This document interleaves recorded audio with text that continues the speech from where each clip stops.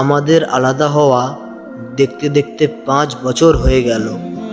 ভেবেছিলাম যে কিছু মাসের মধ্যেই তাকে ভুলে যাব, কিন্তু 5 বছর হয়ে গেল, তবুও তাকে ভোলাটা আমার পক্ষে সম্ভব হলো না।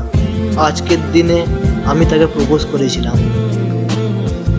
খুব ইচ্ছা করছে একটা মেসেজ করি তাকে, দেখি ওপাশ থেকে কোনো রিপ্লাই আসে কি না।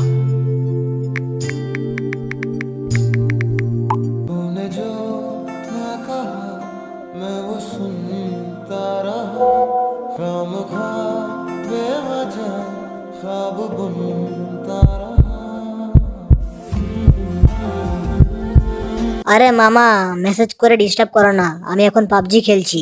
মা বাইরে গেছে, মায়ের ফোনটা এখন আমার কাছেই আছে।